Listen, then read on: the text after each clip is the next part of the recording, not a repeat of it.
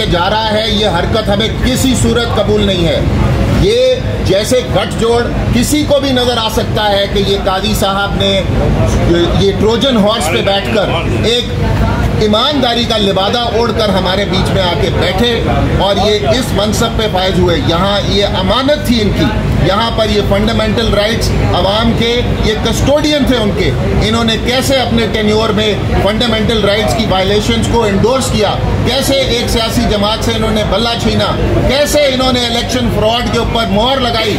यहाँ fundamental rights और ये 199 कल तो इन्होंने पार्लियामेंट में ख़त्म करने की कोशिश की है, मगर असूलन और प्रैक्टिकली अमलन काजी फायद ईसा ने जब से ये इधर आए हैं तब से फंडामेंटल ये राइट्स सस्पेंड किए हुए हैं। यहाँ अदालतें ऑर्डर देती रही हैं, वो ऑर्डर इम्प्लीमेंट नहीं होते रहे। और मैं ये सारी चीज़ का मुर्द इल्ज़ाम काजी फायद ईसा साहब को ठहराऊंगा और मैं अपनी बार्स और अपने काले कोटों से कहूँगा कि पहचाने इन शक्लों को, जिन शक्लों ने हमारे अंदर घुस के हमारे इस प्रोफेशन और इस अवाम के फंडामेंटल राइट्स पर वार किया है, इनको पहचाने।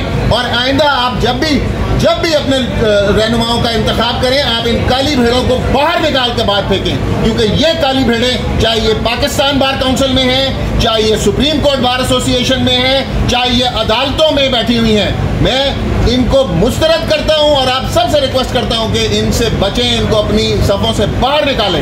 ये पार्लियामान, क्या ये पार्लियामान है? यहाँ पार्लियामान का ऑडिट होना चाहिए। ये लोग ये जो अरबों रुपए खर्च के यहाँ साथ वाले ऐवान में आके बैठते हैं और ये पढ़ते भी नहीं है कानून, ये ऐसी पार्लियामान चाहिए हमें? क्या इसको पार्लियामान कहते हैं? क्या ये पार्लियामानी सुप्रीमेसी है कि जब इनका दिल किया पैसे ले लिए, अरबों रुपए लिए, जेब में डाले और कानून पास कर दिया? क्या इसलिए ये इधर आते हैं? हमारे आप रीजनल कंट्रीज देखें, अफगानिस्तान हमारे से आगे है, श्रीलंका हमारे से आगे है, बांग्लादेश हमारे से आगे है, इंडिया हमारे से आगे है, जो कि आज से 20 साल पहले हमारे से आगे नहीं थे। ये कैसे हमारे से आगे हो गए? ये इन बदबूदार पार्लियामेंटेरियंस के रोल की वजह से ऊपर आ गए। ये छांगा मांगा को दफन किया था मुनीब साहब ने और हमारे पिछले चीफ जस्टिस साहब ने इसको दफन किया था। ये आर्टिकल 63A का किस तरीके से ऑर्डिनेंस आया? क्या प्रेसिडेंसी में ख्वाब आ गया था कि यहाँ पे जो आपने कमेटी है उसको चेंज करना है और उसको आपने अपनी मर्जी का चीफ जस्टिस जो है तीसरा मेंबर सेलेक्ट कर सकता है? वहाँ में भी इनसे गलती हुई कि ये नहीं लिखा कि क्या 2 मेंबर कमेटी फैसला कर सकेगी या नहीं कर सकेगी। काजी साहब ने 2 मेंबर से फैसला कराकर 63A का बेंच बनाया और ये सहूलतकारी की। ये खाली एक सहूलतकारी नहीं की, इन्होंने मिलिट्री कोर्ट्स वाले केस में भी उसको पेंडिंग रखा, आज तक तारीख नहीं लगने दी और अपनी मनमाजी के बेंच से उसको सस्पेंड कराया उसके स्टे को। ये काला दाग हमारे ऊपर है, इसके हम सब कौम से शर्मिंदा हैं कि हम ज़्यादा तरीके से इनकी मजम्मत नहीं कर सके, मगर हम ये अपनी कौम को बताना चाहते हैं कि हम अपनी अकाउंटेबिलिटी करेंगे, मेरे वकला भाई अपनी अकाउंटेबिलिटी करेंगे और हम अहद करते हैं कि आइंदा इस किस्म के किसी भी इंसान को अपनी सफ़ों में नहीं बैठने देंगे। और मैं ऊपर बैठे हुए बाकी जजेस को भी वार्न करना चाहता हूँ कि जिस मर्जी कोर्ट को वो समझ लें कि वो जिस कोर्ट में भी बैठ रहे हैं, अगर उन्होंने फंडामेंटल राइट्स को सामने रखते हुए अवाम की फलाह बहबूद के मुताबिक फैसले ना किए तो हम उनको घेराव भी करेंगे, उनका एहतसाब भी करेंगे। और हम इस हुकूमत को वार्न करते हैं, ये हुकूमत डी फैक्टो हुकूमत है, ये हुकूमत लेजिटिमेट हुकूमत नहीं है। इनको हम वार्न करते हैं, कल को यही सांप इनके गले में पड़ेगा और जब ये काले कोट की सपोर्ट ढूंढेंगे तो हम इनका साथ नहीं देंगे। हमने इनके 30 साल साथ देकर देख लिया है कि ये इन्होंने इस मुल्क को किस खड्डे में फेंका है और इस आइन के साथ क्या खिलवाड़ करने की कोशिश की है। हम ऐसे लोगों को बिल्कुल अपनी सफ़ों में नहीं खड़े होने देंगे और ना इनका दिफा करेंगे। इसके साथ साथ मैं अपने लीडरान की सारी स्पीच इंडोर्स करता हूँ और हम सारे और हमारे साथ जितने भी यंगस्टर वकला हैं वो सब इस तहरीक में शामिल होंगे। ये मैग्ना कार्टा से ये रिट जुरिस्डिक्शन शुरू हुई भी है। ये मैग्ना कार्टा ये इतनी पुरानी कई 100 साल पीछे ले आके फेंका है इन्होंने इस अटेम्प्ट के साथ। हमारे यहाँ फंडामेंटल राइट्स आर्टिकल 199 को ख़त्म करने की कोशिश कर दी। आज आपको किसी सरकारी महकमे से कोई प्रॉब्लम हो, आप क्या करेंगे?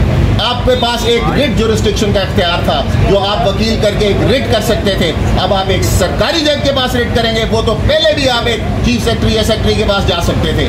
तो ये जो कोशिश की जा रही है पाकिस्तान के बुनियादी सतून जो कि अदलिया की आज़ादी है, सेपरेशन ऑफ पावर है, इसको हिला दिया गया है। और मैं अगर हमने इसका दिफा ना किया तो ये पाकिस्तान की रियासत नहीं बच पाएगी।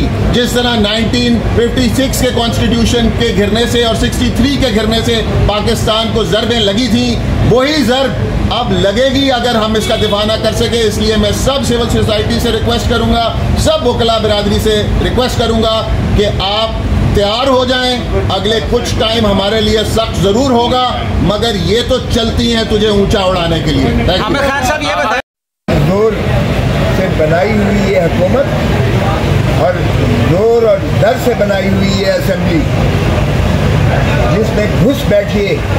मैं जिस हल्के से जीता हूँ कौमी असेंबली का इलेक्शन, उसके करीब ही मोहतरम नवाज शरीफ साहब हारे हुए हैं डॉक्टर यास्मीन से। वो पापाए रोम बन के बैठे हुए हैं। उनके भाई साहब शहबाज शरीफ हारा हुआ है, वो आज वज़ीर आज़म है। ख्वाजा आसिफ हारा हुआ है, जो वहाँ शर्म और हया की बातें कर रहा था, वोट को इज्जत देने की बातें कर रहा था। रिहाना डार से हारा हुआ है वो, और बुरी तरह हारा हुआ है। वो आज भाषण दे रहा था।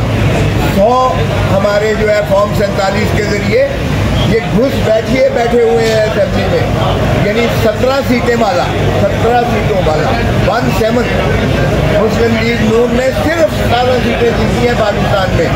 वो वज़ीर आज़म है और हुकूमत है उनकी, और 180 नशिस्तें जीतने वाला इमरान खान आज कैद तन्हाई में बाबा सलासम में अडियाला जेल में, उसकी बत्ती बंद कर दी जाती है, उसकी मुलाकातें बंद कर दी जाती हैं, उसके साथ जुल्म रवा किया जाता है।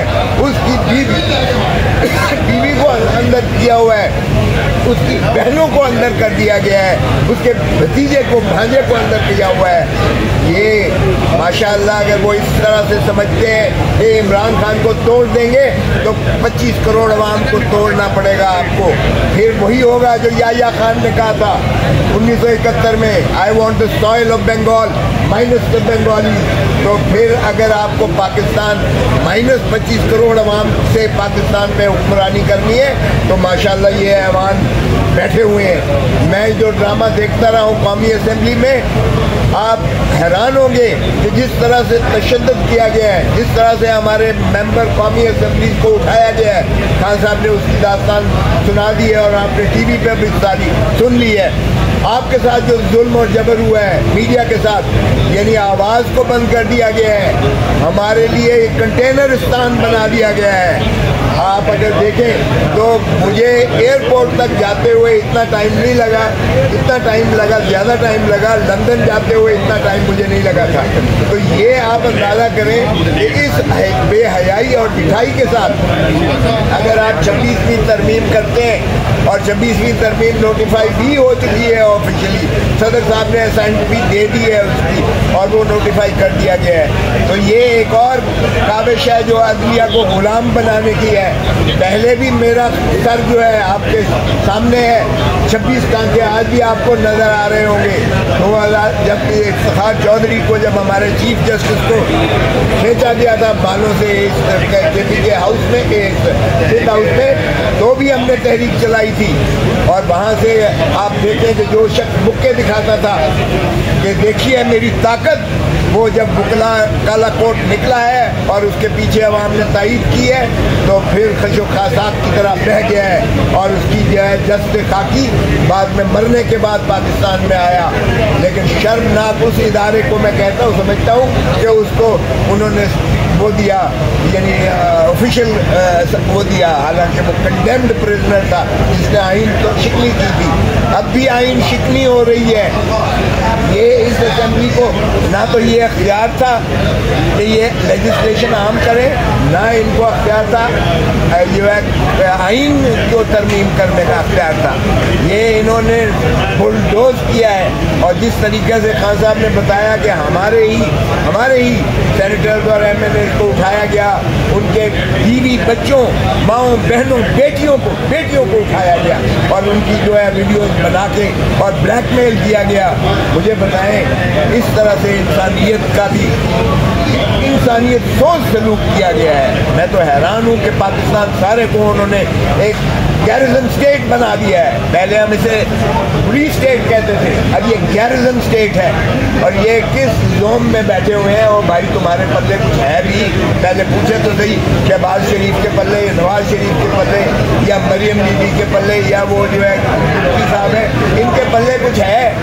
और इनको तो वजीर खजाना भी दिया गया है, इनको तो वजीर दाखिला भी दिया गया है। और माशाल्लाह इतने बड़े मौसम नकवी साहब अक्ल कुल हैं जो उनको जो जहाँ जहाँ दिया गया है उन्होंने वहाँ तबाही फेरी है। अब क्रिकेट भी उनको दे दी गई है। तो ऐसे में आप अंदाज़ा करें कि वकला ने जो अज़्म किया है, हमने पहले भी जो है तहरीक चलाई थी और बड़ी मुश्किल से बड़े खून देकर और पाबंद सदासल होकर हमने अदलिया को आज़ादी दिलाई थी। एक आज़ाद अदलिया ही आइन का तहफ़्फ़ुज़ कर सकती है, बुनियादी हकूक़ का तहफ़्फ़ुज़ करती है।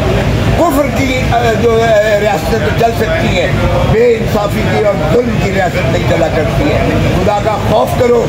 1971 के साने से कुछ तो सबक सीखो, कुछ तो सबक सीखो।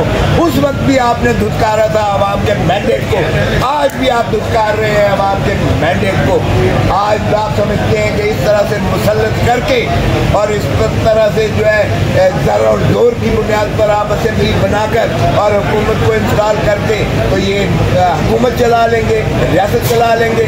और वो जो सबसे ज़्यादा पॉपुलर लीडर है, जो हार्ट थ्रॉब है पाकिस्तान का, इमरान खान, उसको आपने जेल में रखा हुआ है और तमाम तर काविश की जा रही है कि उसको ब्रेक किया जाए किसी तरीके से। मगर वो शेर का बच्चा वो कहता है कि मुझे ये इन्होंने कैद तन्हाई जो दी है, इससे मैं हज़ार गुना ज़्यादा स्पिरिचुअली, फिज़िकली और मेंटली ज़्यादा स्ट्रॉन्ग हुआ हूँ। यानी रूहानी तौर पर, जिस्मानी तौर पर और मैं ज़हनी तौर पर इसमें 1000 गुना ज़्यादा पहले से मजबूत हूँ। ना मैं डील करूँगा, ना मैं इन चोरों लुटेरों की तरह भाग कर मुल्क छोड़ कर जरूर महल में जाऊँगा। मेरा जीना मरना इसी धरती में है और मैं आवाम को सही आज़ादी दिला के रहूँगा, चाहे मुझे सारे पाकिस्तान की जेलें ही क्यों ना पिला लें। ये है वो, मैं समझता हूँ आज ये है वो जज्बा जिसकी कदर करनी चाहिए। आज अगर इमरान खान जेल में ये मुशक्क़तें और सहूलतें बर्दाश्त कर रहा है तो वो आपके लिए कर रहा है, वो पाकिस्तान के अवाम के लिए कर रहा है, हमारे बच्चों के लिए, बच्चों के लिए, नस्लों के लिए कर रहा है। आओ उसका साथ दो, उसका साथ दो। अगर सही माने में मुल्क को आज़ाद करवाना है तो मैं समझता हूँ कि हम इसको मुस्तरद करते हैं। ये जो ज़र और ज़ोर से ये जो फ्रॉड किया गया है, ये जो पास किया गया है, हम इसको फ्रॉड करते हैं। बहुत मेहरबानी। मैं सिर्फ एक बात क्लियर करना चाहता हूँ कि ये जो मूवमेंट है और ये जो हमने प्रेस कॉन्फ्रेंस की है, ये वकला के बिहाफ पे की है, इसमें किसी सियासी जमात का कोई ताल्लुक नहीं है। एग्जाम्पल ज़िमनन दी गई हैं। हम सब पार्टी से बव होकर आइन के लिए और अदलिया के लिए इंशाअल्लाह ताला लड़ेंगे। एक फिक्रा बोलूँगा जो सेंटर में आ इस गाजी फाइसा साहब ने इस आर्मी तरमीम के लिए जो 13 महीने नाइंसाफ़ी की बुनियादें और मिसालें कायम की, आज उनके लिए सिर्फ एक फिक्रा, न खुदा ही मिला न मिसाल सनम। बिलाखिर आपको जाना है, आपने चले जाना है, आप चले गए हैं। इंशाअल्लाह ताला सुप्रीम कोर्ट बहाल होगी अपनी असली हालत में, ये आर्मी तरमीम ख़त्म होगी और इंशाअल्लाह ताला हम यहाँ इंसाफ का बोलो बाला देखेंगे।